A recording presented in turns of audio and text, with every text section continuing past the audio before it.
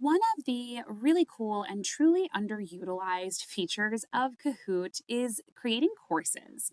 So, you have the ability to create a course, which is a really awesome thing if you are a person who loves doing flipped classrooms, or if you appreciate having something really great for your sub to do if you're out, or if you just want students to be able to work on their own and be engaged. So, here I have created a course on digital citizenship. So I actually created a course where I have some stories and some Kahoots, and I'll show you kind of like what this looks like.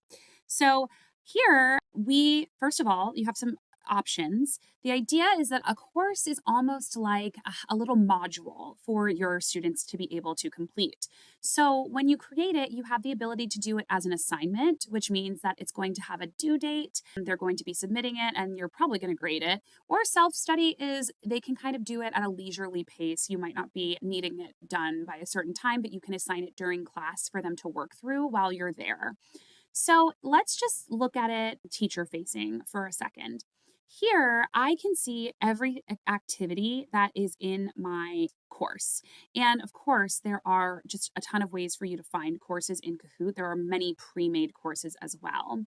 But if I was going to do this first, I could say live, meaning we're going to work through it together because you do have the option to upload documents. You could upload PDFs and images and that kind of stuff. So we might want to look at that as a class and go through it together.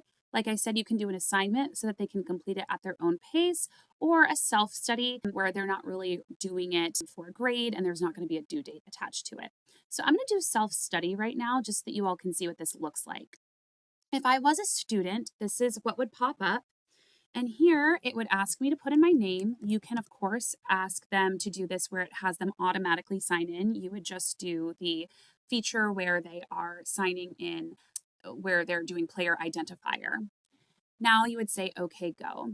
And here is the first thing. This is the story. And you see here, they really have to do this part before they can go to the next thing. They can't really jump around. And what I love about stories is that they actually force you to do a quiz at the end of it. It's not really forced, but there is like a little knowledge check at the end of your story.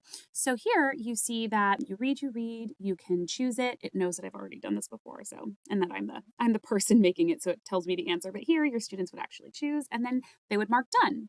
And then they would go on to the next thing. My next thing is a Kahoot. So this would actually take them into a Kahoot that they could do on their own. And then once that's done, they would go to the next thing and the next thing. And I just completely zoned out or took out that, exited out. But you all see what I mean. It's not something where they can jump around.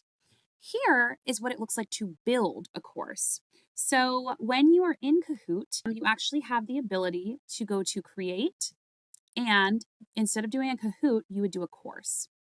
So this is where you would build what this looks like. And you see here, you can upload documents, Kahoots, stories, or videos from YouTube or Vimeo. This is where I said you can do a bit of an Edpuzzle hack. Because let's say I'm doing something, I don't know, about, you know what, let's just do something about the Civil War. That's what I used in my PD example. Let's actually do causes of the Civil War, right? That's like a thing that you would do. Let's say I have a video that I have been using forever and I know exactly what I'm looking for here on YouTube, or maybe I don't, and I'm gonna just take a moment to browse. I can type in the video that I'd like to add to my course. Let's say I find a video that I love.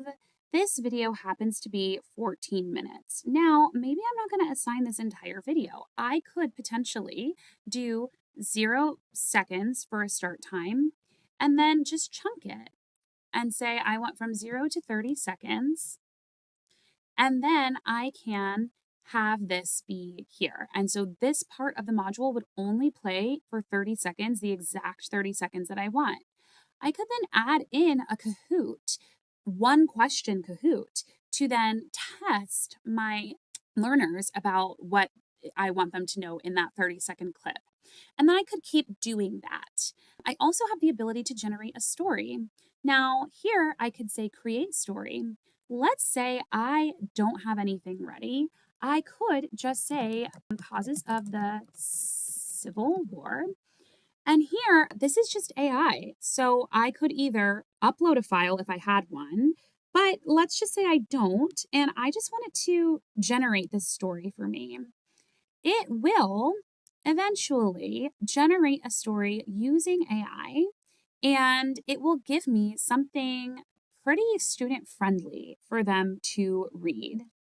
And once this is finished, I'll be able to insert this also into my module, which is pretty darn cool. You can see it also has pictures, but it's kind of funny because this is like, oh, this is why you check AI. I don't know what this flag is. That's not the flag I would choose. So maybe I should have said United States Civil War, but this is just why you kind of got to have like a better grip maybe on AI and make sure that you're really checking your prompt and then also what it comes up with. But it does come up with a quite like detailed answer here. And so double check like if this is what you want because sometimes it's really, really good. When it's finished, you'll see you have the ability to change the format of this. You can also change the language. There's 37 languages. You can also change the tone of voice.